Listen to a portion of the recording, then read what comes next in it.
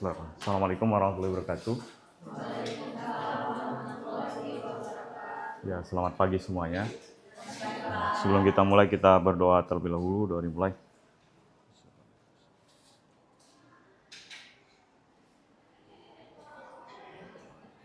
Selesai.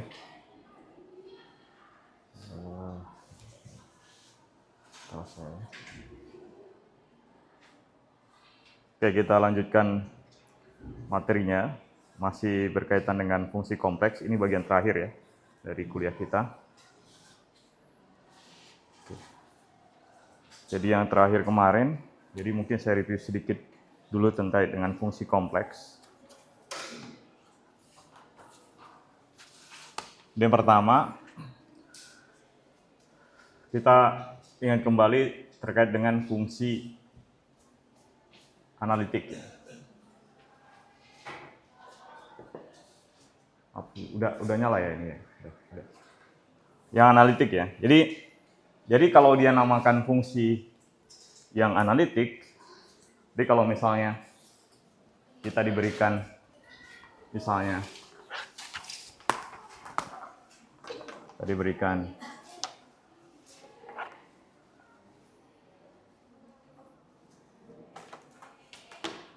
grafik misalnya seperti ini.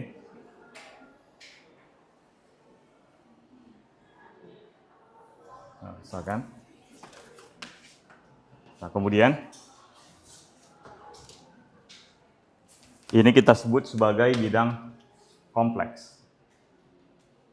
Ini adalah bidang kompleks. Maksudnya yang ini ya, ini bidang kompleks. Bidang kompleks tentunya ini bagian apa? Yang real dan imajiner. Ya, silakan. Nah, kemudian kalau misalnya kita ambil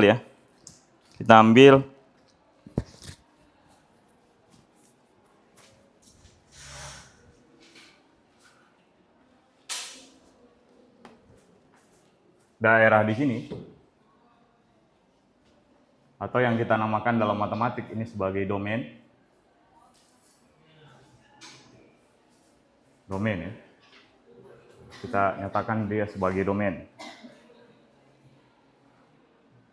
Nah, jadi ada daerah kecil di sini, kemudian dia misalnya di sini ada satu bilangan kompleks misalnya. Nah, jadi kalau dia analitik berarti dia di seluruh daerah ini dia analitik. Nah, berarti dia fungsi analitik pada domain. Domainnya ini bagian dari bilangan kompleks. Bidang kompleks. Jadi bagian dari bidang kompleks ini. Jadi di sini analitik ya, di khusus ini. Jadi di domain ini dia analitik. Nah, syarat di analitik apa kemarin? Jika FZ, yang pertama syaratnya adalah dia unik. FZ-nya unik atau bernilai tunggal. Ini syarat pertama, dia unik. Kemudian dan memiliki turunan berhingga ya.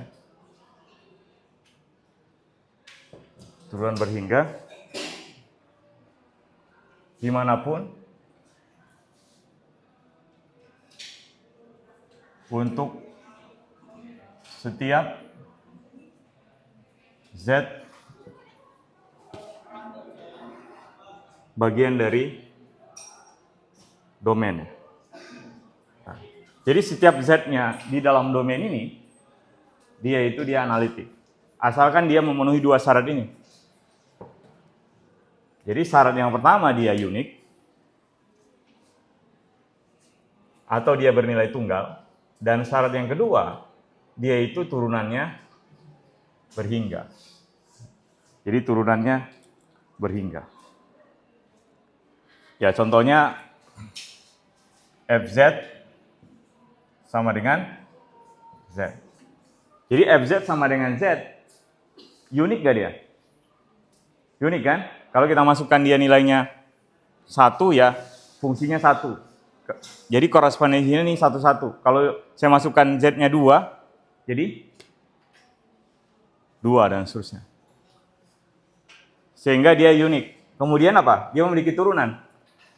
Jadi kita misalkan, berarti kita misalkan DF, yang pertama dia unik. Yang kedua, dia memiliki turunan. Berarti apa limit delta Z menuju 0. Kemudian F Z tambah delta Z minus F Z per delta Z.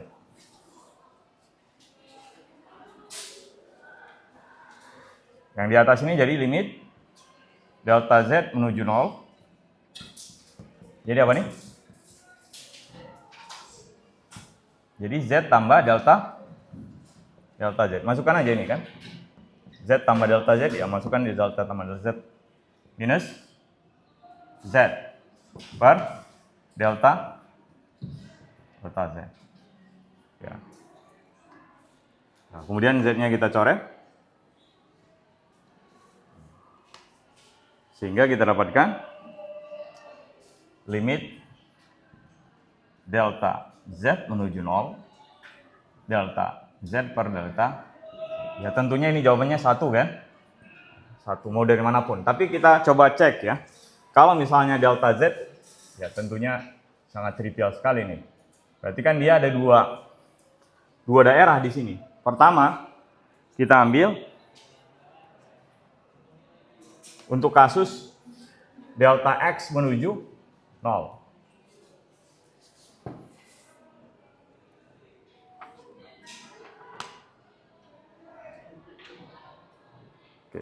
Kalau delta X menuju 0 berarti apa? Kan berarti kan delta Z sama dengan delta X plus I delta. Kalau delta Z menuju 0 berarti apa maksudnya? Kita yang ambil kasus yang pertama, ketika delta Y-nya sama dengan 0. Jadi kalau misalnya saya ambil kasus dari sebelah sumbu X ini, X ya, di Y, maka delta X di sini, delta X menuju 0, itu berarti pada sumbu ini, delta Y-nya sama dengan 0, kan nggak ada perubahan Y di situ.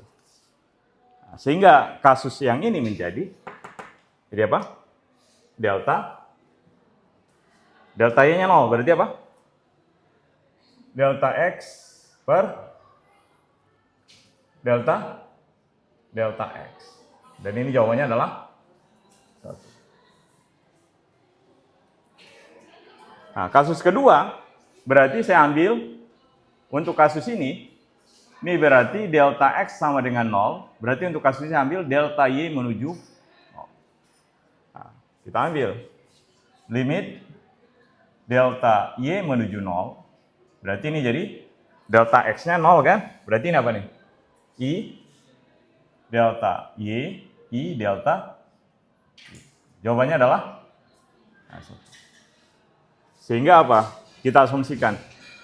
Jadi sehingga kita dapatkan dari arah manapun dia kita dekati menuju 0, dia sama dengan 1. Jadi dia sama. Jadi limit dari manapun, sehingga kita bisa simpulkan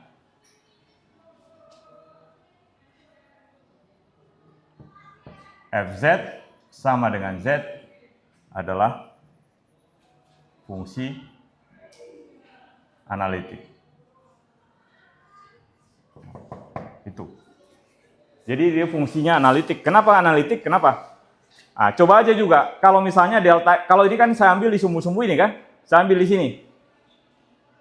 Kalau di sini berarti apa? Di sini tidak delta Y sama dengan 0, tapi persis miring ya. Nah, jadi kita ambil dari sini, dari sini, dari sini, dari manapun, dia akan sama dengan 1. Kalau nggak dapat sama dengan 1, berarti fungsinya tidak analitik. Nah, itu aja. Nah, kita coba contoh yang mirip seperti ini, tapi kita ambil contohnya adalah Fz sama dengan Z konjugat, Z bar. Berarti apa ini Z bar ini? Maksudnya adalah Z konjugat ini. Konjugat dari X plus Y apa? Ini kan Z-nya ini sama dengan X plus konjugatnya adalah ganti aja I-nya ini jadi negatif. Plus ini jadi negatif. Jadi negatif I. Jadi ini adalah X minus Y. Dengan cara yang sama di sini, ini fungsi analitik atau enggak?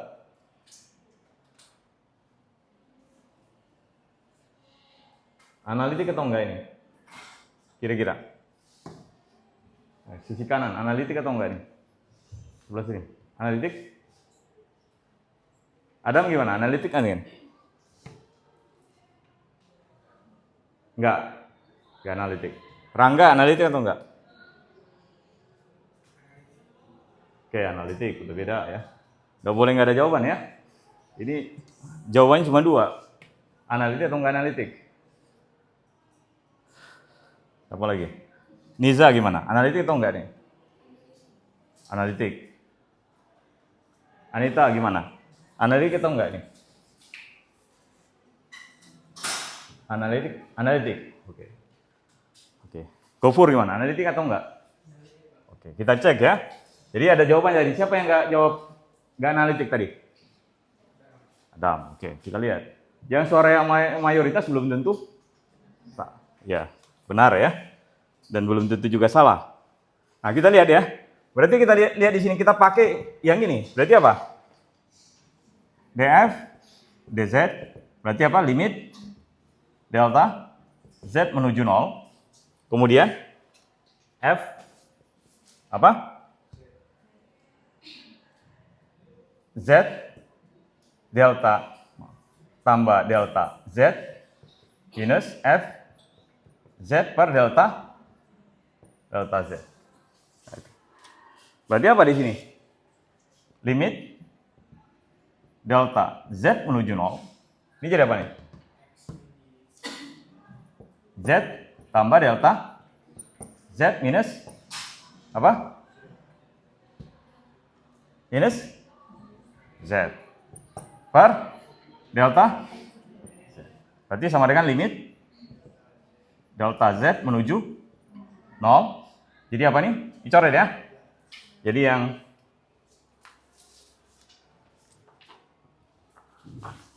sama kita coret, ini sama.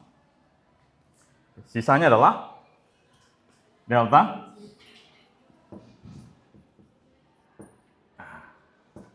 Nah, kita gunakan cara yang sama, metode yang sama.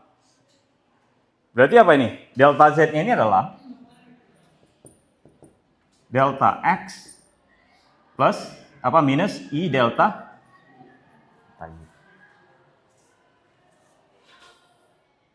Karena Z bar sendiri adalah X plus I delta, X minus I delta Y. Berarti apa di sini? Jadi kita ambil, kita dekati dari sumbu X. Kalau kita dekati dari sumbu X, berarti apa? Berarti delta Y-nya 0 kan? Berarti delta X menuju 0. Berarti apa? df dz berarti limit delta X menuju 0. Kalau delta X menuju 0 berarti ini 0 kan? Jadi apa nih jawabannya? Jadi delta X per delta, jawabannya berapa? 1. Yang berikutnya, kita dekati dari sumbu Y. Berarti apa? Limit delta Y menuju 0. Berarti untuk kasus ini, kalau ini kan berarti delta Y sama dengan 0. Berarti ini delta X sama dengan, berarti di sini apa ini? Minus, yang bawahnya jadi delta. Jadi sama dengan minus, analitik nggak ini? Jadi limit delta X menuju 0, delta F, delta Z tidak sama dengan limit delta Y menuju 0, delta F, delta Z. Berarti F Z sama dengan Z map bukan fungsi analitik. Yang jawab tadi siapa? Ada, ya. Nah, jadi bukan fungsi analitik. Ya. Gimana caranya Adam tadi? Tebak aja ya. Nah, itu ya. Jadi dia tidak analitik. Karena yang sebelah kiri dan sebelah kanan tidak sama. Yang persamaan ini ya, atau kita dekati dengan arah yang berbeda, dia berbeda jawabannya. Kalau kita dekati dari arah yang berbeda, dia sama, maka dia fungsi yang analitik. Tidak hanya delta X, delta Y ya, maksudnya tidak hanya lewat sini, sisi miring kayak gini juga harus sama. Yang miring, kita ambil miring sama. Coba aja kalau penasaran ya, coba ya. Jadi tidak hanya pada sumbu-sumbu delta X atau delta Y, tapi pada kalau dia miring dia juga sama.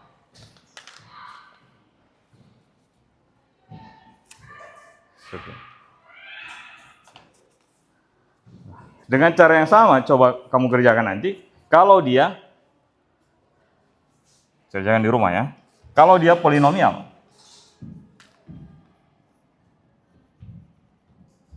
polinomial maksudnya adalah bentuknya adalah Z pangkat N.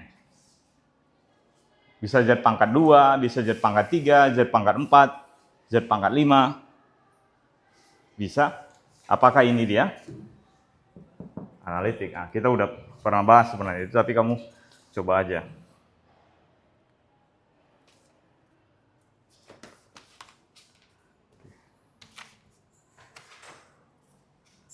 Oke.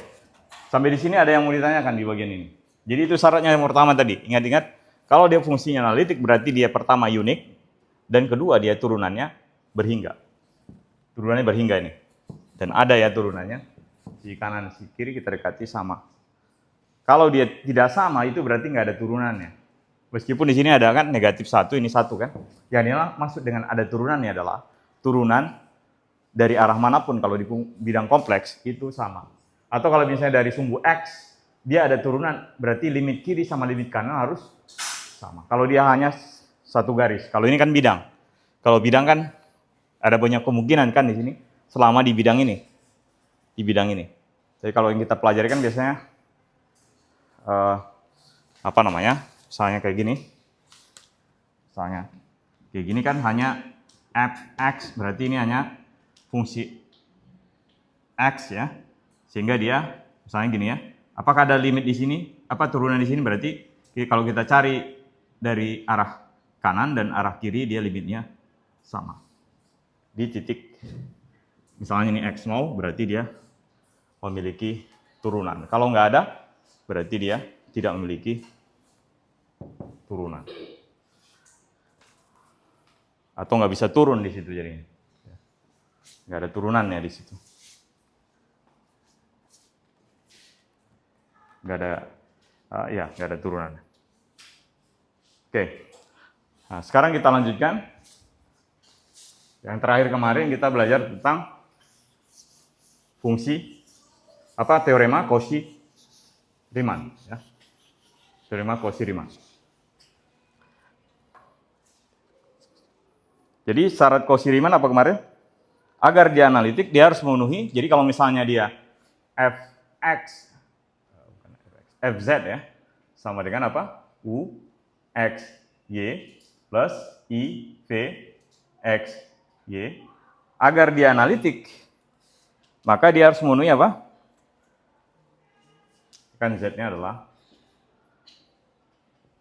agar Fz analitik, maka harus memenuhi syarat Cauchy Riemann. Cauchy sama Riemann ya. Jadi dua matematikawan, satu dari matematikawan Perancis, satu lagi matematikawan Jerman ya.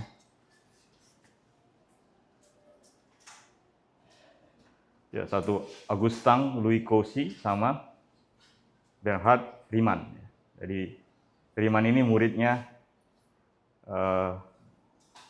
Gauss ya. Jadi kalau kita belajar teorema Gauss ya, muridnya itu salah satunya adalah Riemann, murid yang terkenal ya. Kalau nggak terkenal nggak ditulis ya. Nah, Riemann salah satu muridnya Gauss yang terkenal. Kalau Cauchy itu koleganya, kalau bisa kita katakan koleganya Laplace sama Lagrange waktu masih di di École Polytechnique. Nah, syarat Cauchy-Riemann kemarin apa? Syarat Cauchy-Riemann. Syaratnya apa?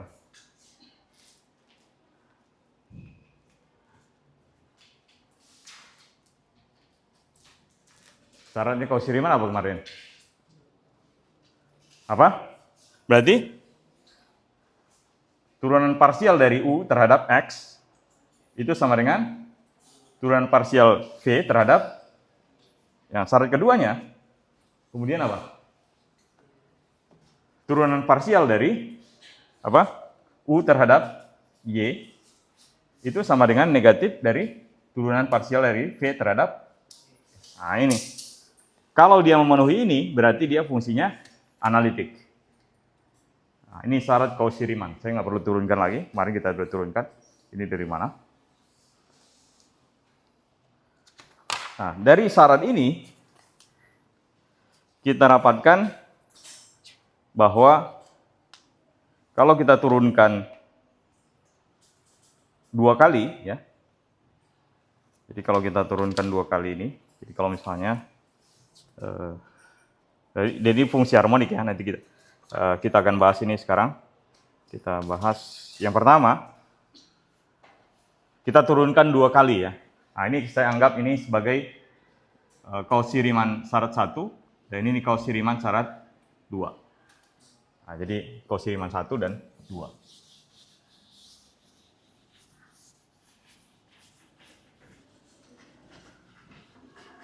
Jadi kalau misalnya dari syarat Cauchy-Riemann ini, saya lihat ya, pertama kan dari syarat Cauchy-Riemann 1, itu kita dapatkan bahwa do U, do X, itu sama dengan apa?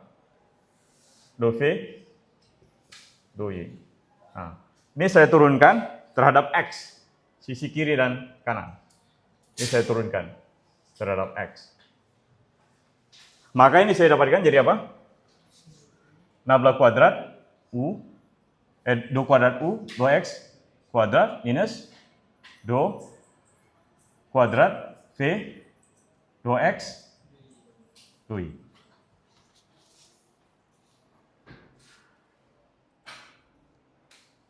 Oke. Nah, berikutnya, Cauchy-Riemann yang kedua, ini saya turunkan, berarti yang syarat kedua adalah do U, do Y, sama dengan minus do V, do X. Nah, ini saya turunkan terhadap Y. Hasilnya apa? Jadi, do kuadrat U, do Y, kuadrat, kemudian sama dengan minus do kuadrat V, do X, do Y, do X sama aja. Do X, do. Nah, dari dua syarat ini, ketika kita turunkan Cauchy-Riemann 1 terhadap X, Cauchy-Riemann 2 terhadap Y, kita dapatkan apa? Berarti kalau ini kita gabung, sejumlah, ini jadi siapa? Do kuadrat U per do X kuadrat, ini sejumlah ya. Tambah do kuadrat U per do Y Nah, ini kan sama kan? Sama dengan ini apa nih? Kita sudah pelajari. Sama dengan apa?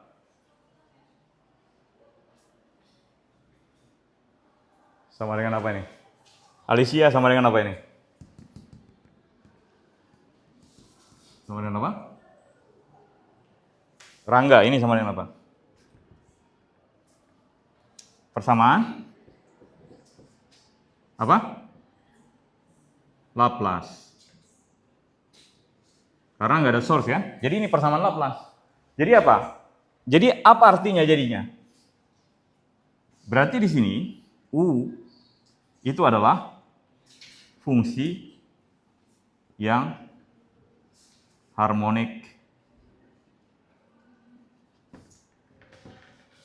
Di fungsi harmonik dia. Nah, sekarang kita dengan cara yang sama.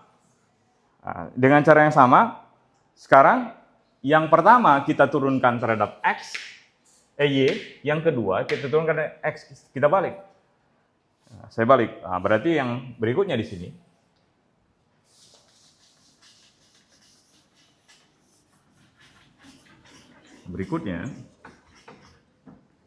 Yang berikutnya di sini adalah yang kosiriman pertama itu saya turunkan. Jadi kosiriman pertama do U, do X, kemudian do V, do Y. Ini saya turunkan terhadap Y. Saya balik. Kalau ini saya turunkan terhadap Y, jadi apa nih? Do kuadrat U, do X, do Y sama dengan do kuadrat V, do Y. Nah, kosiriman yang kedua itu adalah do V, do U, do Y, kemudian minus do V, do X. Ini saya turunkan terhadap X. Berarti ini yang di sini saya dapatkan do kuadrat U, do X, do Y. Kemudian ini sama dengan minus do kuadrat V, do X. Nah, ini dengan cara yang sama, kalau saya jumlahkan ini, saya pindahkan ke sini negatifnya, maka saya dapatkan di sini do kuadrat V per do X kuadrat tambah do kuadrat V per do Y kuadrat sama dengan 0. Nah, ini juga saya dapatkan persamaan yang sama, persamaan Laplace. Berarti dari sini saya bisa simpulkan bahwa V-nya ini harmonik. Atau V adalah fungsi harmonik. Jadi berarti dari sini kita dapatkan berarti U dan V itu adalah fungsi harmonik. Nah, itu.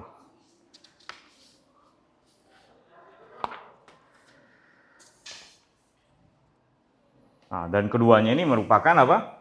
Berarti U dan V ini adalah solusi, atau dia ini adalah U dan V adalah solusi dari persamaan Laplace.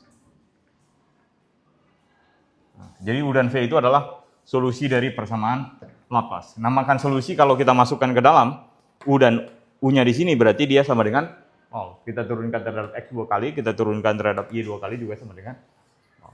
Sehingga dinamakan dengan solusi dari persamaan Laplace.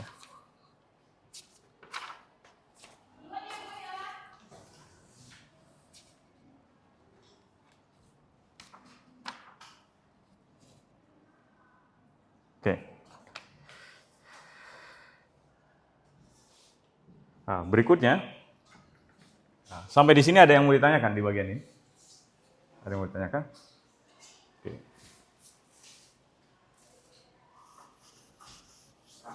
Kenapa? Kenapa?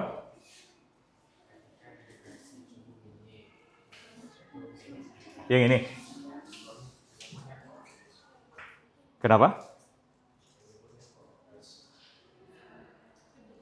Yang mana?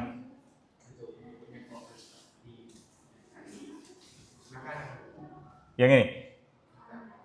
Yang ini? Yang mana ya? Kenapa? Yang mananya? Oh, yang ini. Yang ini. Kan Z-nya itu kan di sini apa? Z-nya itu adalah ini kan X plus Y kan? Berarti delta Z-nya adalah delta X plus Y delta. Beda dengan Z bar. Kalau Z bar X minus Y, delta Z barnya adalah delta X minus Y delta. Kalau ini kan bukan delta Z bar kan? Dari definisi. Ini adalah delta Z. Kalau ini delta Z bar. Sehingga dia yang di sini negatif, sini positif. Nah, delta Z bar di sini negatif, delta Z tanpa bar positif. Ya. Jadi kalau kamu sering ke bar ya negatif. Ya.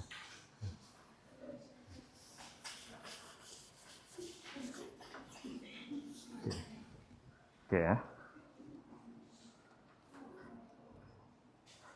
Nah, jadi teorema yang pertama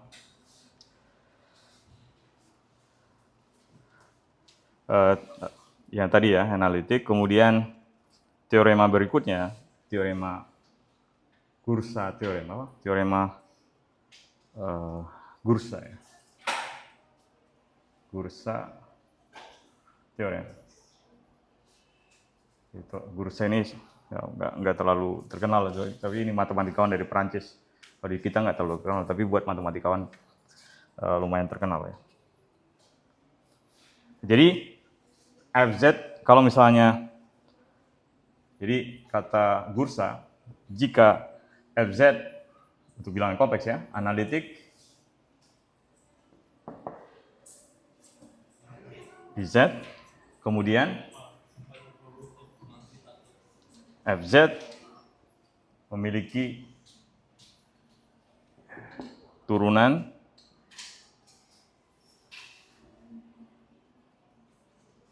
untuk seluruh orde. Jadi kalau misalnya Fz-nya itu dia analitik di Z, maka Fz itu dia itu memiliki turunan untuk semua orde. Berarti kalau turunan pertamanya ada, berarti turunan keduanya juga ada, turunan 20 juga, dan seterusnya. Jadi turunannya itu ada kalau dia analitik di semua orde. Di semua orde itu nih.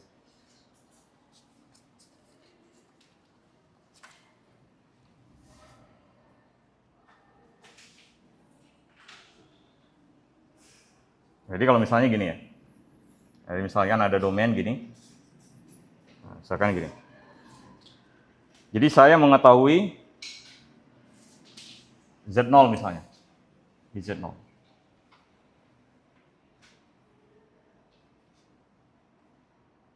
Nah, jadi kalau saya dapat turunan ini ya, saya bisa tentukan misalnya Z di sini dan saya bisa turunkan semuanya di domain ini. Nah, jadi titik dimanapun, sehingga dengan mengetahui ini saya dapatkan di sini, saya dapatkan di sini, saya dapatkan turunan dimanapun di semua orde itu. Nah, itu syarat dari Gursa. Nah, jadi implikasi dari teorema Gursa ini adalah, saya bisa katakan, jadi implikasi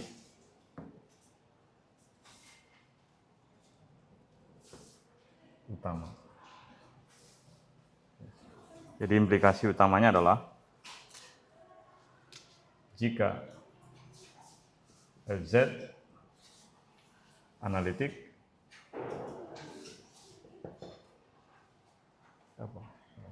Fz analitik jika, hanya jika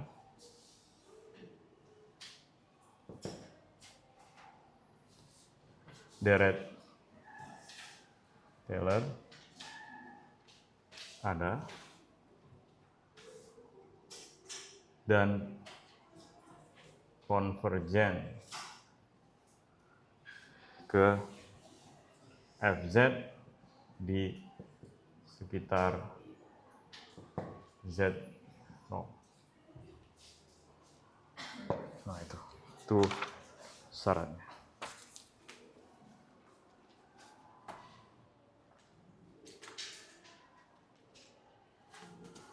Oke, berikutnya ada beberapa lagi nih. Nah, berikutnya kita masuk ke integral pada bidang kompleks. Integral pada bidang kompleks. Jadi mirip sebenarnya integral pada yang real ya. Nah, kita masuk ke bidang kompleks ya. Jadi salah satu yang perkenalkan bahwa kasus dalam bilangan kompleks itu adalah ada nyata, real. Walaupun dia kan bilangan kompleks ya, tapi dia kasusnya ada nyata di problem di engineering. Salah satunya apa? Untuk desain model pesawat, bagaimana bentuk pesawat, aerodinamikanya, salah satunya kegunaannya adalah menggunakan fungsi kompleks. Salah satunya. Apalagi kegunaan dari belajar fungsi kompleks? Hah? Apa? Ada orang bangun rumah pakai fungsi kompleks? Enggak. Ya, buat mengesankan ini apa? Calon mertuanya. Kalau mertuanya nggak paham kan berarti dia terkesan ya. Saya bisa melakukan integral pada fungsi kompleks. Kalau biasa kan fungsi real kan? Nah, ini fungsi kompleks ya. Coba, Gopur udah punya mertua, ya? Calon mertua udah. Itu salah satu caranya. Ya. Nah, sekarang kita coba cek ya. Ini adalah bidang kompleks. Ini bagian yang imajiner. Ini adalah yang real. Nah, kalau misalnya ini ada 2 titik ya. Ini adalah misalkan Z0, ini adalah Z1. Ini kita namakan sebagai kontur ya. Kontur. Sebenarnya seperti grafik atau kontur. Nanti ini bilangan kompleks, ini kontur C. Berarti kita bisa tuliskan integral C F Z D Z itu sama dengan integral C. Berarti ini kan Fz tadi adalah apa? U tambah IV kan? Berarti ini saya bisa tuliskan adalah U tambah IV. Berarti dz adalah z-nya sendiri adalah x plus I. Y. Berarti dz adalah dx plus id. Berarti ini adalah dx plus I.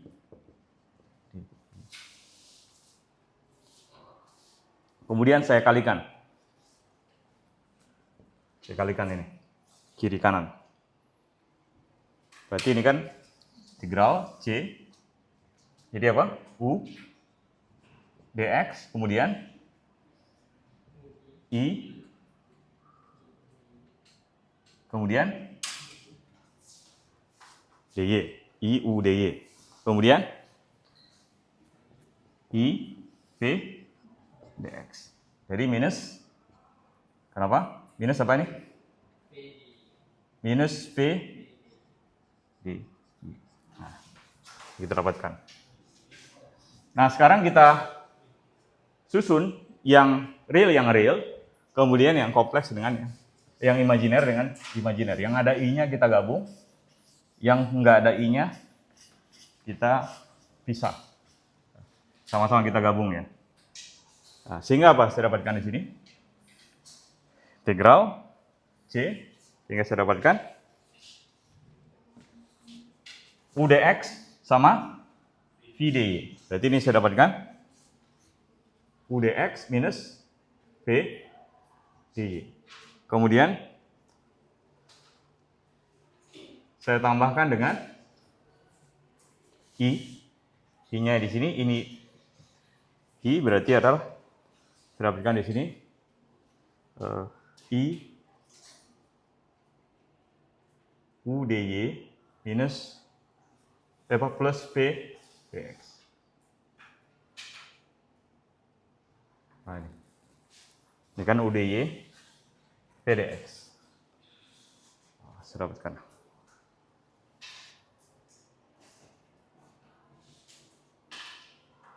Nah, kemudian ini kita bahas teorema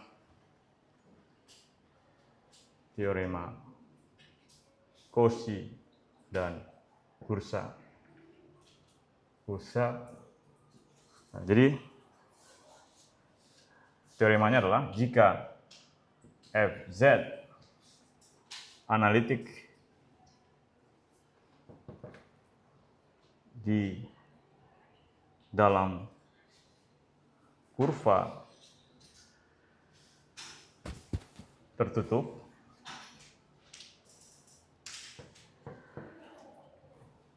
sederhana, berarti dia kurvanya itu berarti bagian dari bilangan kompleks. Kemudian kalau saya integralkan fungsi tertutup Fz dz sama dengan 0. Nah, jadi kalau saya integralkan, jadi yang bagian gini ya, misalkan dia pada bilangan kompleks, ini adalah bidang kompleks, kemudian dia ada kurva tertutup di sini. Kalau saya integralkan semuanya, jadi bisa gini, pada bidang ini, nah, jadi kita ambil region misalnya gini, domainnya. Pada domain ini dia analitik, berarti dia, kalau saya buat kurva tertutup dalam domain ini, saya integralkan, dia sama dengan 0. Ya. Contohnya adalah gravitasi kan. Kalau misalnya nggak ada gesekan, misalnya gravitasi, gesekan diabaikan, maka besar energi potensial kita misalnya naik, kemudian turun lagi, berapa besar selisihnya ketika kita naik, kemudian turun lagi, dengan lintasan yang berbeda-beda, dia sama dengan 0. Contohnya itu. Jadi perubahan energi potensialnya sama dengan 0. Kalau dia, kita namakan kalau dalam fisika sebagai gaya yang konservatif. Konserv dia, berarti contohnya adalah potensial listrik ya, potensial gravitasi, potensial pegas, maka dia kalau kita integralkan dalam fungsi tertutup, maka dia sama dengan 0. Dalam kurva tertutup, dalam kurva tertutup dia dapatkan sama dengan 0. Nah, jadi pembuktiannya adalah dengan menggunakan, itu yang kemarin saya bahas ya, menggunakan teorema Green. Jadi kita gunakan teorema Green. Jadi yang pertama ini, yang ini tadi, kita gunakan yang ini. Yang ini kita masukkan di sini, kita gunakan teorema Green.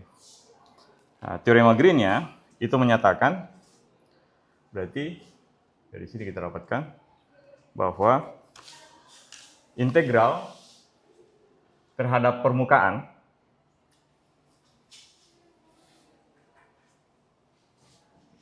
minus dou V dou X minus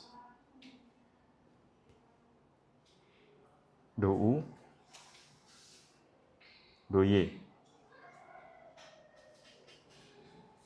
Nah, jadi yang integral ini sama dengan ini, kemudian ditambah dengan I integral juga terhadap permukaan dou U dou X minus dou V dou Y, kemudian dx dy. Nah, dan ini harus sama dengan 0 karena dia menggunakan Shorted Cauchy-Riemann ya, yang ini. Di mana Shorted Cauchy-Riemann? Sudah saya hapus ya. Jadi kalau kita masukkan Shorted Cauchy-Riemann, ini sama dengan 0, ini juga sama dengan 0. Shorted Cauchy-Riemann kemarin, tadi apa? Dou U, dou X, sama dengan apa? Sama dengan minus, sama dengan dou V dou Y ya. Sama dengan dou V sama dengan, kemudian do V, do X sama dengan minus do Y. Nah, jadi apa? Jadi yang ini sama kan? 0 kan? Kemudian yang ini, kita masukkan, jadi plus, sama, 0 juga. Jadi bentuk ini, kita menggunakan teorema Green, dirapatkan ini, dan ini. Kita masukkan teorema Green ya. Saya nggak usah bahas lagi, kalian bisa cek ya, teorema Green. Sehingga kalau misalnya ada dua kurva misalnya, ada kurva misalnya gini, misalkan ini adalah C1, ini adalah C2, maka saya bisa tuliskan integral C1 F Z dz, ya. Ini kan C1 ya, C1 itu sama dengan integral C2 F Z dz. Karena kalau saya jumlahkan ini dengan ini, dia sama dengan 0. Nah, itu sama. Jadi dari sini saya dapatkan integral F Z dz sama dengan 0. Nah, fungsi tertutup di konturnya sama dengan 0.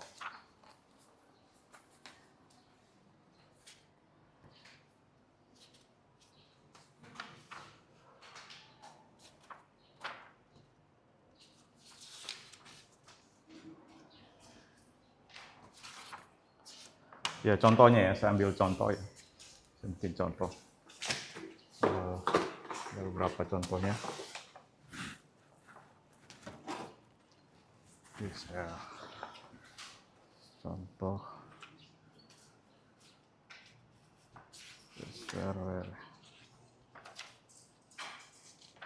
Jadi dia tidak bergantung lintasan ininya, integralnya. Bisa ambil contoh aja nih.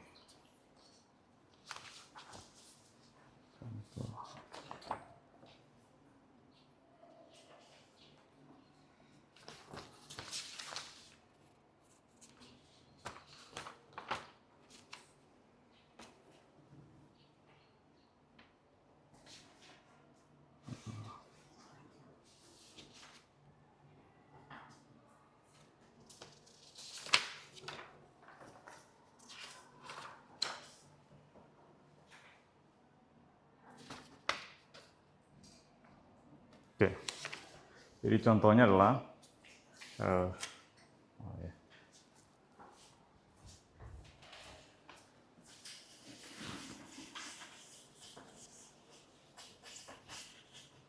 jadi kita ambil contoh. Jadi contohnya misalnya kita diminta untuk menentukan integral dari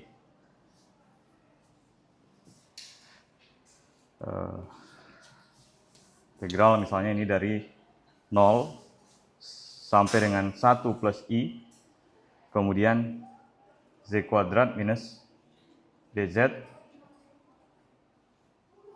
Z kuadrat minus Z, DZ.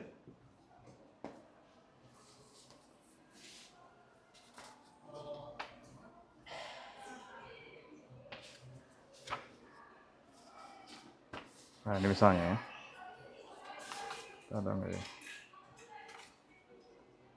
Oke. Jadi ada dua di sini. Jadi kalau misalnya dia dari 0 sampai dengan 1 plus I berarti apa? Ini 0 ya. 1 plus I yang mana? Berarti X-nya 1, Y-nya juga 1. Berarti di sini. Di 1, ini juga 1. Jadi ada dua. Untuk mencapai ini sebenarnya bisa seperti ini ya. Ini saya ambil lintasan yang pertama. Yang kedua, bisa lintasannya seperti ini.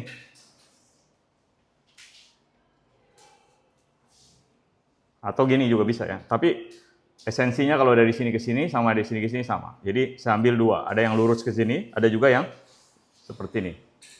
Jadi yang ditanyakan apakah Kalau dia sama, berarti dia memenuhi tadi kan? Bahwa integral tertutup mau dari arah manapun, dia sama. Jadi kalau misalnya saya naik ke atas ini, saya balik lagi, dia sama integralnya. Kalau nggak sama berarti dia tidak analitik dia.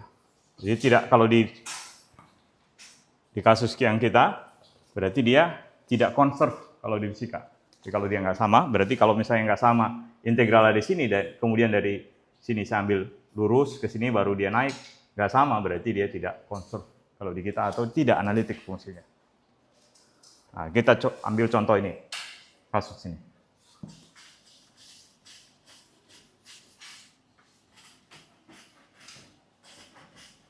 Jadi kita ambil contoh, integral dari z kuadrat minus z, dz, dari 0 sampai dengan 1 plus i. Nah, berarti yang pertama, integral untuk lintasan. Yang pertama, itu berarti yang dimaksud adalah sepanjang garis. Nah, apa persamaannya untuk yang kasus 1?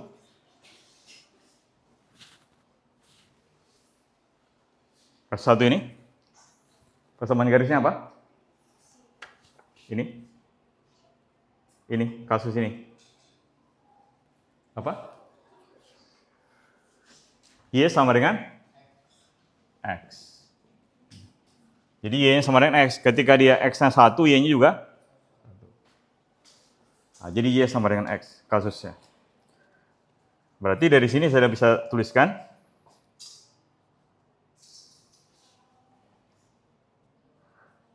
ketika Z sama dengan 0, berarti kan di sini kasusnya. Kan dari ini kan maksudnya dari Z sama dengan 0 sampai dengan Z sama dengan 1 plus I. Nah, ketika Z sama dengan 0, dari sini kita dapatkan apa?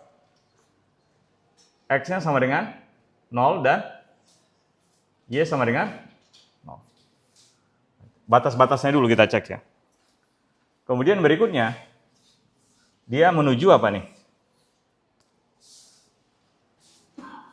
Z sama dengan 1 tambah, berarti di sini X sama dengan 1, kemudian Y-nya juga sama dengan 1. Berarti kalau dia Y sama dengan X, jika Y sama dengan X, maka apa? Berarti Z-nya sama dengan apa? Z kan sendiri kan adalah apa? X plus I. Berarti Z sama dengan, saya bisa tuliskan X plus IX. Karena Y sama dengan X. Nah, dari sini saya dapatkan persamaannya Z kuadrat berarti sama dengan X plus IX kuadrat sama dengan apa nih? X kuadrat plus 2IX kuadrat minus X kuadrat. Berarti dicoret, maka saya dapatkan 2IX kuadrat. Kemudian Z sendiri adalah X plus IX. Nah, maka Z kuadrat minus Z, berarti sama dengan apa? 2IX kuadrat minus X plus IX. Maka ini saya bisa tuliskan 2IX kuadrat minus X minus IX. Nah, ini saya gabung yang real dan imajiner, plus 2X kuadrat minus X, kemudian I. Nah, ini tinggal gabungkan aja nih. Kuadrat. Gabungkan ini kan ini kan.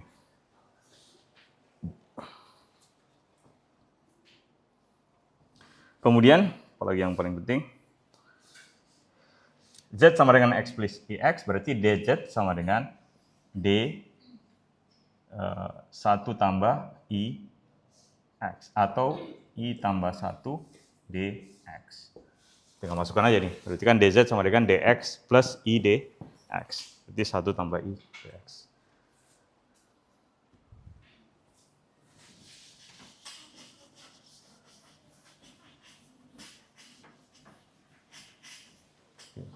dari sini kita dapatkan, berarti saya bisa tuliskan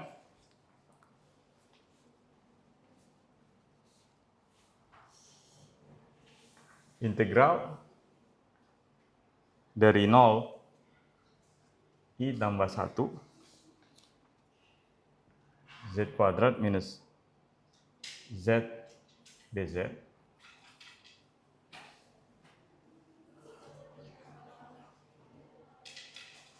itu sama dengan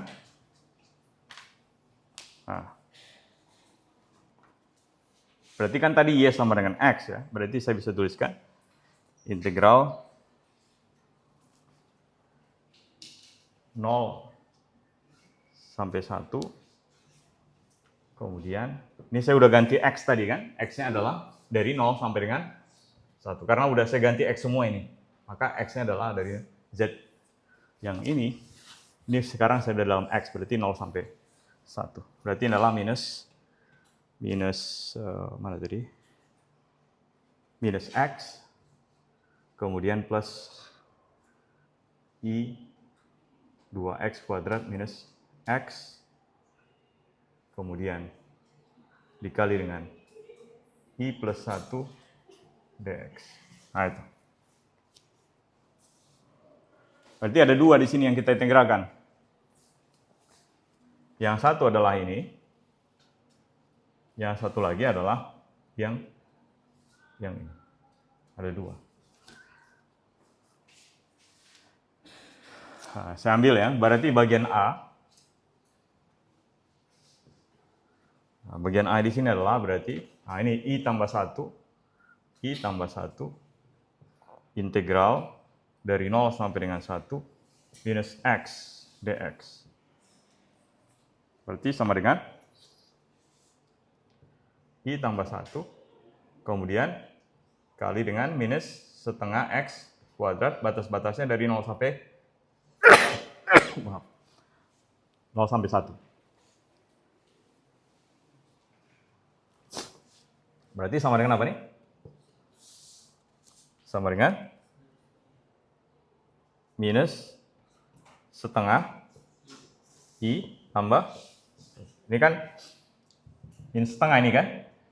Minus setengah kali ini. Itu bagian A. Kemudian bagian B. Bagian B-nya adalah I tambah 1 integral 0 sampai dengan 1 2x kuadrat minus x I dx. Nah, ini sama dengan I-nya kita keluarkan, berarti I kali I tambah 1, kemudian integral 0 sampai 1 2x kuadrat minus x dx.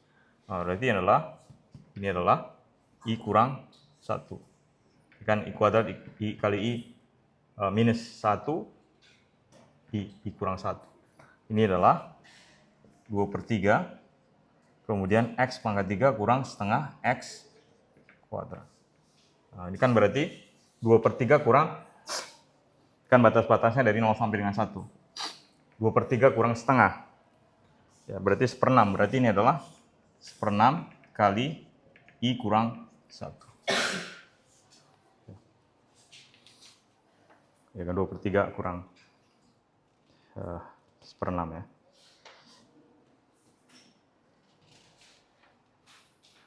Per 6 kurang 3/6 ya, 1/6.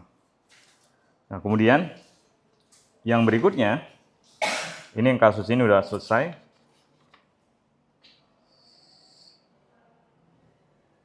Berarti dari sini kita dapatkan, ini kita jumlahkan keduanya. Ini saya jumlahkan, berarti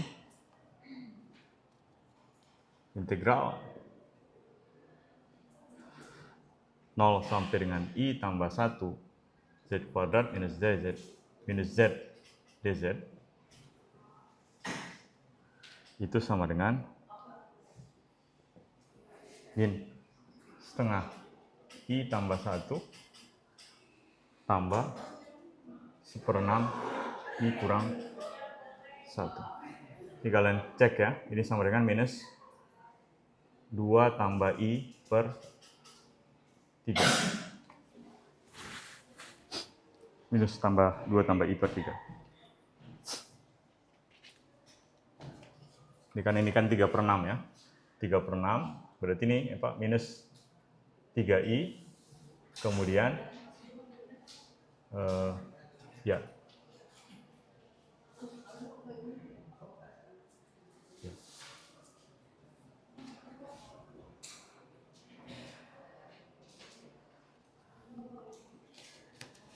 Oke, ini kan minus 3 per 6 ditambah 1/6. Itu berarti minus 2 per 6 ya.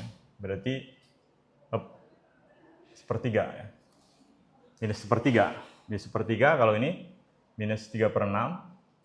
Kemudian dikurang 1/6. Jadi minus 4 per 6. Itu adalah 2 per 3. Nah.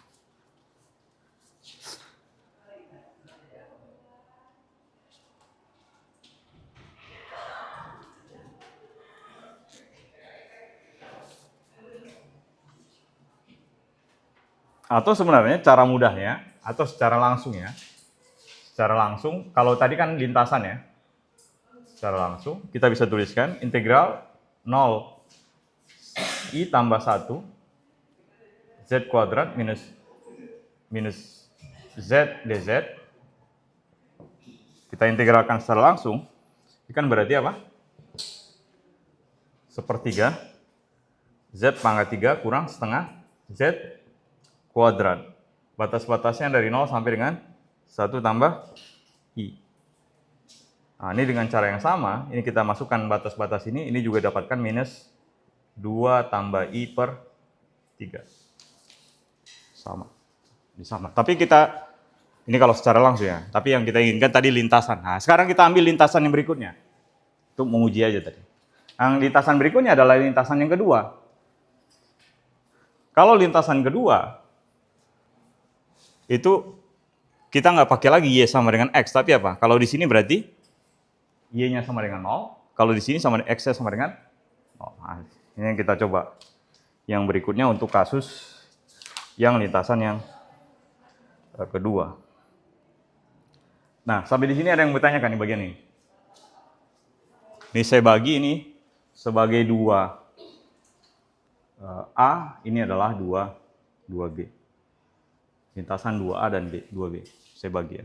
Tadi kan lintasan yang pertama tadi, kita udah dapatkan bahwa hasilnya adalah ini. Nah, lintasan yang kedua harus juga sama. Harus sama. Berarti kalau dia sama, berarti fungsinya analitik. Berarti apa? Kalau saya ambil dari sini ke sini, kemudian saya balik lagi, pasti sama. Mereka negatifnya kan, kalau balik negatifnya, berarti dia total integral tertutup dari kurva ini sama dengan 0. Kalau nggak sama, berarti dia tidak analitik. Nah, sekarang kita lanjutkan untuk yang berikutnya. Nah, itu yang kita simpan dulu. Kita ambil bahwa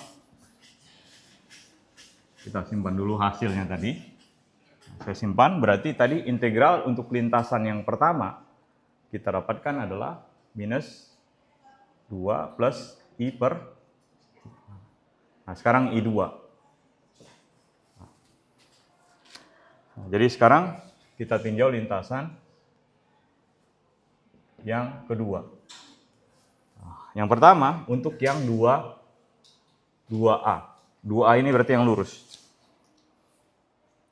Yang 2A ini berarti pada kasus ini berarti Y-nya sama dengan 0. Kemudian nilai X-nya juga nggak 0, tetap. X-nya kan tetap nih kan?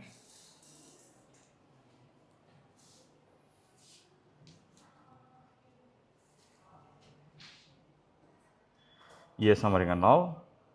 Kemudian, maaf. Y sama dengan 0 sampai dengan Y sama dengan 1. Ini kan 0 ya, sama dengan 1. Ini maaf tadi, ini X tetap. Ini X tetap. Nah, ini X tetapnya ini tadi. Y dari 0 sampai dengan 1. Nah.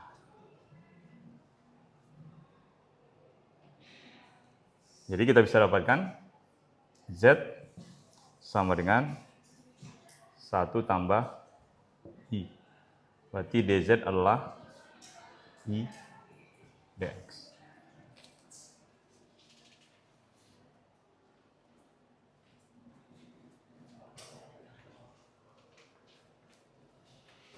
Kemudian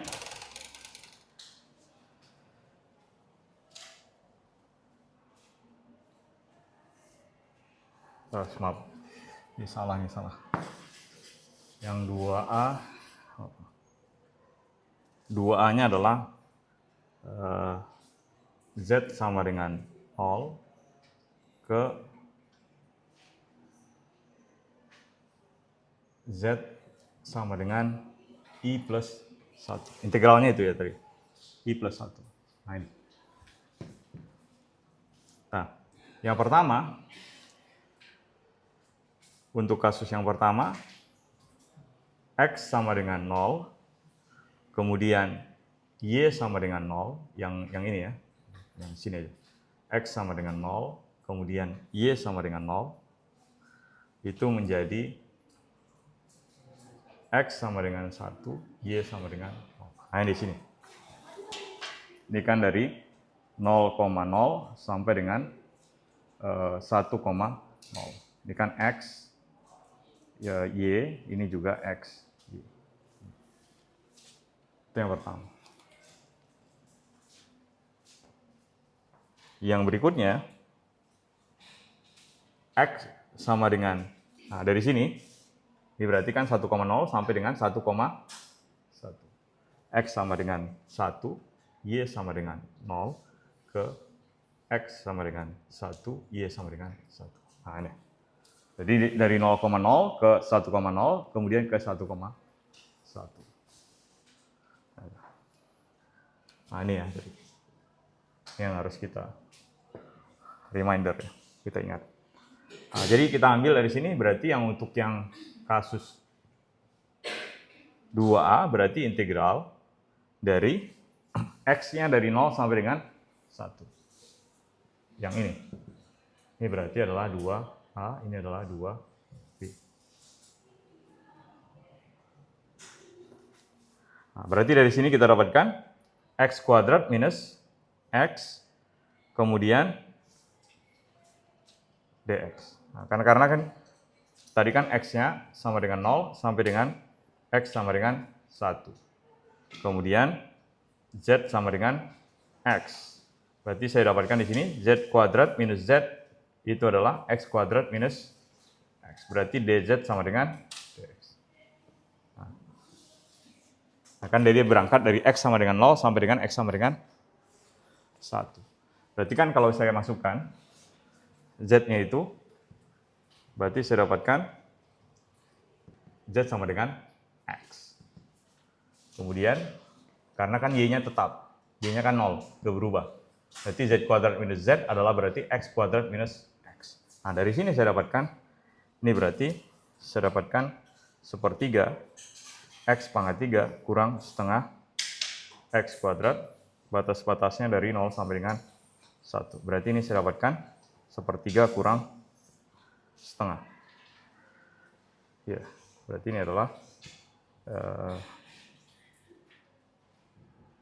2/6 minus 1/6.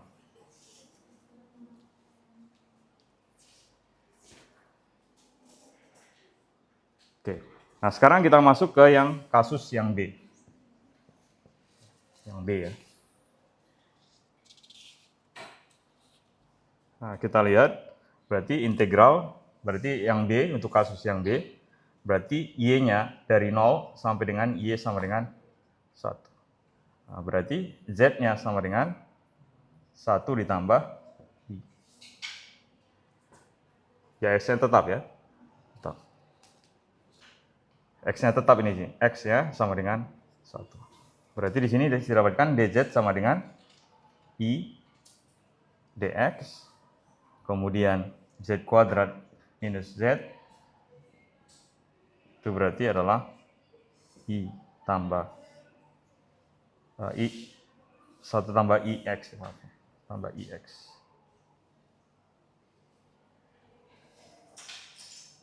Kemudian 1 tambah I ya. I tambah 1 tambah IX kuadrat minus 1 tambah IX. Ini adalah IX minus X kuadrat. Sehingga yang kasus ini berarti integral 0 sampai dengan 1. Ini berarti adalah IX minus X kuadrat. Kemudian ini adalah I dx.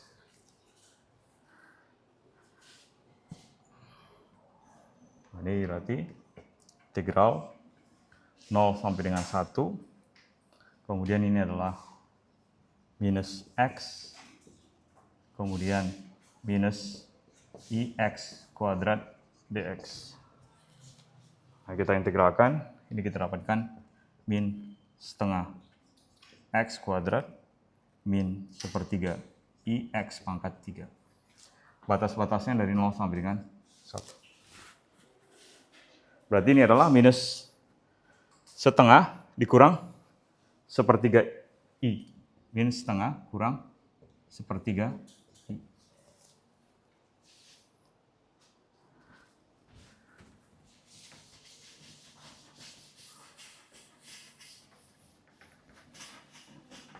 Nah, dari sini kita dapatkan berarti I2A tambah I2B.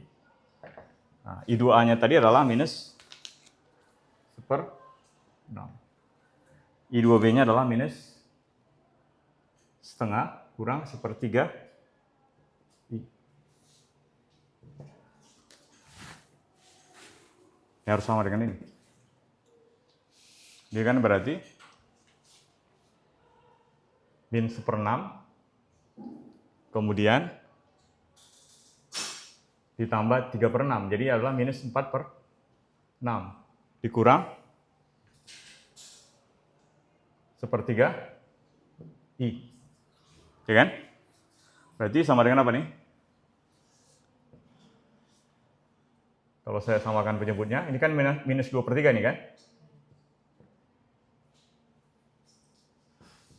Berarti ini adalah minus 2 tambah I/3. Nah, jadi kita bisa dapatkan di sini, jadi I1 sama dengan I2. DI menggunakan lintasan yang pertama dan kedua. Berarti dari sini saya dapatkan, kalau saya ambil integral tertutup dari I,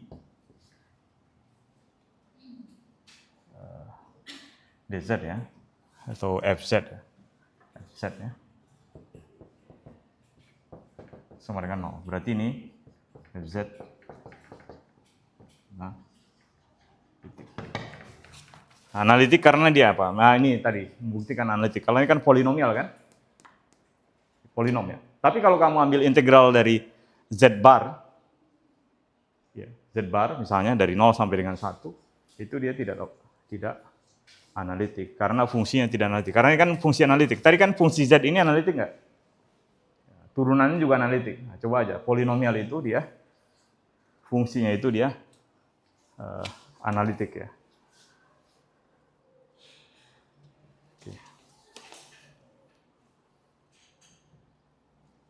Nah, nanti kalian coba, ini saya kasih soalnya. Kalian coba, kalau misalnya bentuknya seperti ini. Jika misalnya min 1,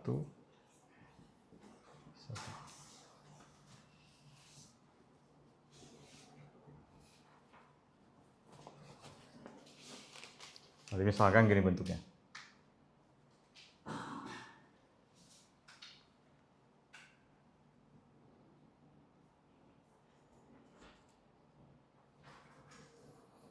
Ini adalah, titik ini adalah min 1 tambah I, Kemudian ini adalah 1 tambah I. Adalah Y. Ini 0. Ini kalian cari integral tertutup dari Z kuadrat dz. Di sepanjang lintasan ya. Jadi lintasannya ini kita ambil lintasan pertama, kedua, ketiga, dan di sepanjang lintasan. Nah, ini dikerjakan nanti ya kalau ini. Coba dikerjakan. Bentuknya seperti apa kira-kira hasilnya.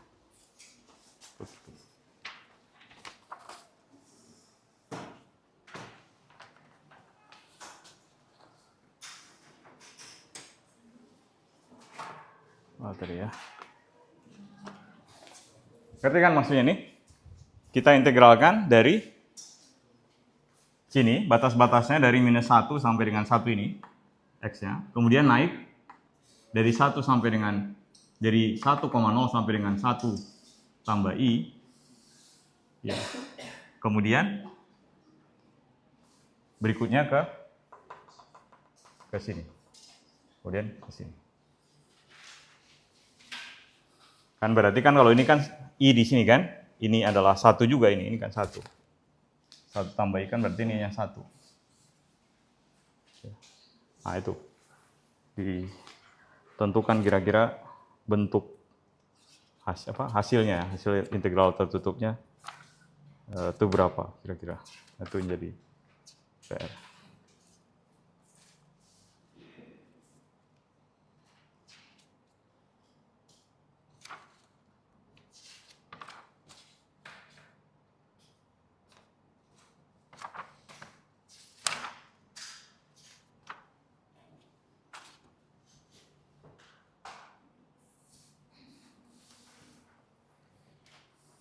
Oke, kita lanjutkan.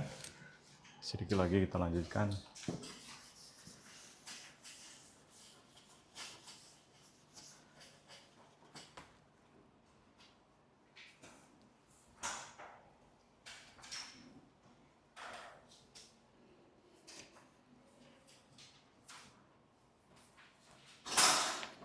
Jadi kalau misalnya ada titik, kalau yang tadi kan misalnya ada domain seperti ini, misalnya gini, semua di daerah ini dia analitik. Nah, tapi kalau sekarang misalnya ada titik di sini singular, misalkan singular.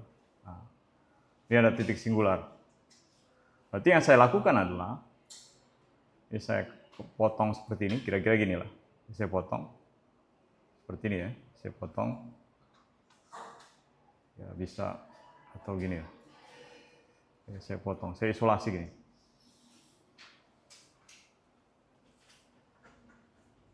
Nah, seperti saya gunting ini, saya potong. Nah, saya isolasi yang bagian yang dia singular, karena kalau dia singular kita harus hindari ya. Berarti kita ambil ini, kemudian ini ya. Dan seterusnya. Nah, jadi kalau misalnya ini saya anggap adalah ini adalah C1, kemudian ini adalah C2, berarti saya dapatkan kalau yang bagian ini dia saling menghilangkan, yang ini. Ini kalau yang ini, untuk kasus ini adalah integral, misalnya ini adalah C plus, ini adalah C minus, ini C plus tambah integral C minus, ini sama dengan 0. Nah, tapi integral yang C1 tinggal isolasi di sini adalah integral C1 tambah integral yang bagian C1, kemudian integral bagian C2. Negatif ini. Ini sama dengan, atau dari sini saya dapatkan integral yang bagian C1 itu sama dengan integral bagian yang C2.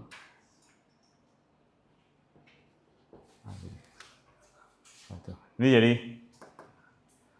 nanti kita namakan sebagai residunya. Nah, jadi kita masuk sekarang ke teorema residu. Nah, kalau di analitik kan kita bisa integralkan semuanya, tapi kalau enggak ini harus kita hindari. Yang bagian yang singular ya. Singular itu maksudnya dia bagiannya divergen.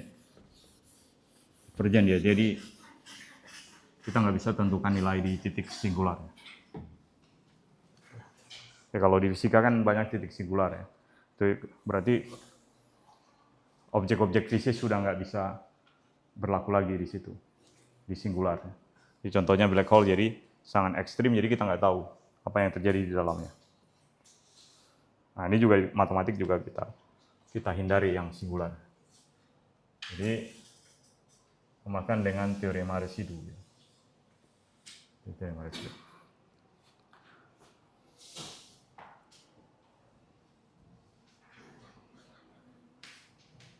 Jadi seluruh polinomial dan seluruh deret Taylor konvergen seluruhnya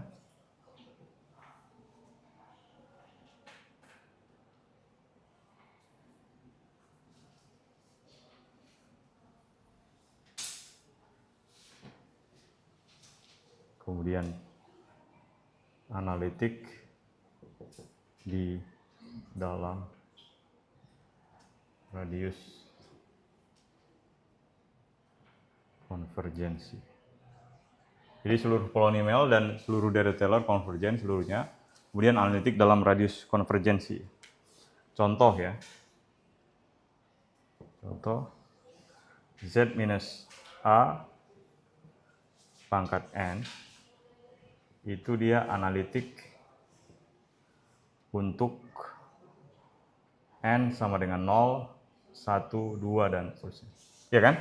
Kalau ini dia dalam radius konvergensi ini dia, kalau dia N-nya positif, maka dia nggak ada divergensinya. Maka dia analitik. Tapi, ini yang pertama. Tapi Z minus A N tidak analitik untuk N negatif. N sama dengan min 1, kemudian min 2, min 3 di Z sama dengan A. Dan seterusnya ini ya. Ini di Z sama dengan A. Kalau di Z sama dengan A, contohnya misalnya. Z sama dengan A, berarti pangkat 3. Z sama dengan A, dia analitik nggak? Analitik kan? Kalau ini analitik nggak? Di Z sama dengan A. Kalau dia negatif 1, berarti kan 1 per 0 kan? Negatif 2, berarti 1 per 0 kuadrat. Dia tidak analitik.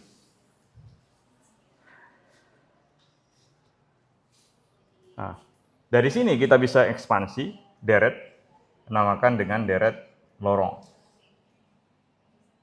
Kalau yang sebelumnya deret Taylor ya, deret lorong. Jadi ekspansi deret lorong itu adalah Fz. Ini batas-batas nilai N-nya dari minus ta hingga sampai dengan ta hingga Cn Z minus A pangkat N. Nah, kalau deret Taylor, dia mulai dari N-nya dari apa? Mulai dari apa? N-nya? Kita ambil 0 kan? 0 sampai dengan ta hingga. Kalau ini enggak, jadi semua.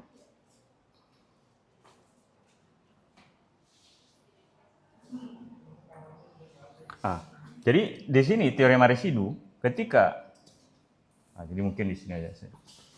Yang menariknya di sini ketika, jadi ketika kita ingin mengintegralkan fungsi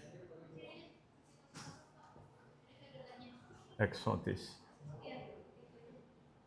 di dalam orbit tertutup, di sekitar Z sama dengan A dikejar titik Z sama dengan A hampir semua suku akan hilang, hampir semua suku akan hilang kecuali untuk N sama dengan 1 yang dinamakan sebagai residu.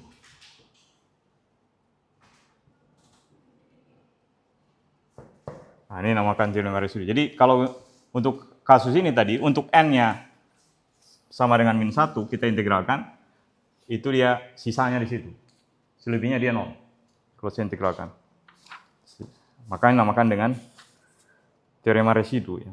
Jadi untuk yang lain, ketika N-nya tidak sama dengan 0, kita integralkan. Kenapa? Coba misalnya, integral 1/z dz. Di sini kan. Sama dengan apa?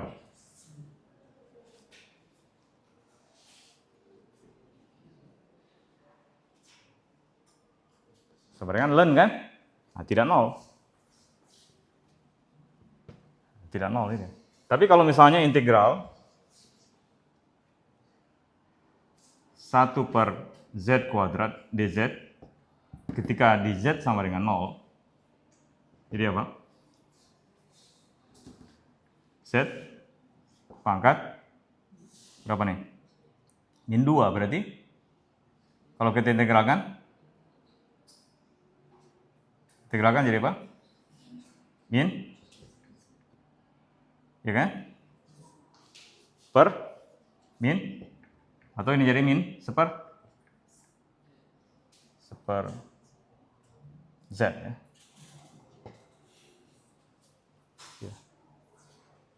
Jadi dia di sini, residunya di sini. Hampir semuanya dia sama dengan 0. Nah, sekarang kita bisa ambil contoh. Masih ada waktu nggak ya? Udah habis ya.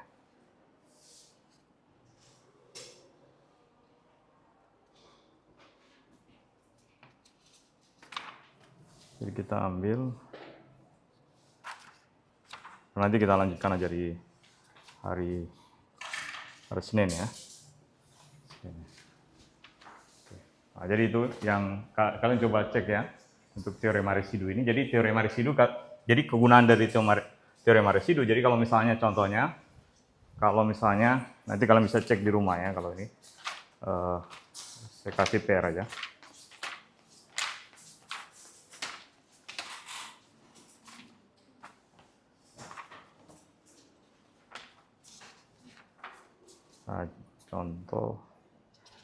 Nah, contoh ini.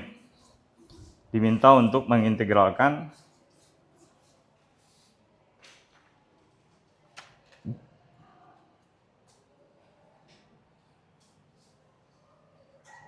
integral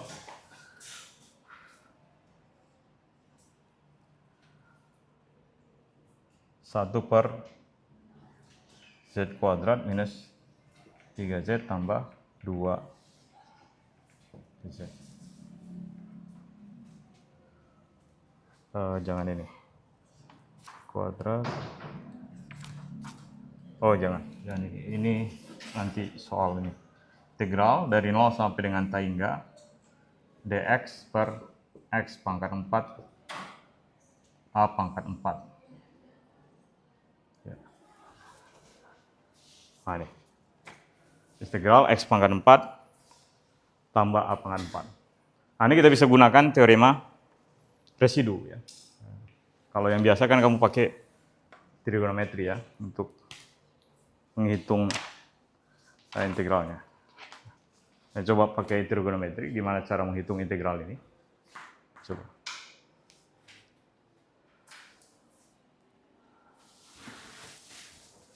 Oke, sampai di sini ada yang mau ditanyakan di bagian ini? Jadi kan kita ada pertemuan harusnya hari Rabu, tapi libur ya hari Rabu ya. Kenapa? Soalnya itu dari min 1 ke 1. Dari mana? Soalnya. 0 sampai tai enggak itu? Enggak, yang di atas enggak jadi. Bukan, Pak. Yang mana? Soal yang Bapak kasih tadi. Iya, min 1 ke 1. Min 1 ke 1. Ya, jadi min 1 ke 1, kemudian ini jadi gini. Min 1,0 sampai dengan 1,0, kemudian ke 1,1, kemudian ke apa? Min 1,1, kemudian ke min 1,0. Jadi ada lintasannya 1, 2, 3, 4. Nah, itu integralnya gimana? Integral dari z kuadrat dz dari sini, sini. Nah, itu maksudnya. Di hari ujiannya hari apa ya kemarin ya? Rabu ya, pekan depan ya? Enggak ya? Minggu kedua ya. Jadi kita ada beberapa kali pertemuan nggak masuk ya. Jadi terakhir ini mungkin yang teorema residu ini nanti. Kemudian kalau ada sempat mapping dari bilangan kompleks, ya. Pemetaan di bilangan kompleks kalau sempat, tapi kalau enggak dia sampai dengan teorema residu ya. Ini kalau salah saya buat catatannya terakhir di integral kompleks teorema residu. Sepertinya yang bagian Laplace nggak cukup kayaknya. Nah, jadi tempat pekan depan udah mulai musim hujan ya, udah ya? Belum ya? Pekan depan belum. Udah hujan ya? Ada hujan. Udah ya? Udah ya. Oke, adik tempatnya tetap di sini ya. Kalaupun ada ujian, sepertinya nggak dipakai ya ruangannya. Oke, itu saja untuk kuliah hari ini. Terima kasih. Selamat siang. Assalamualaikum warahmatullahi wabarakatuh. Ya.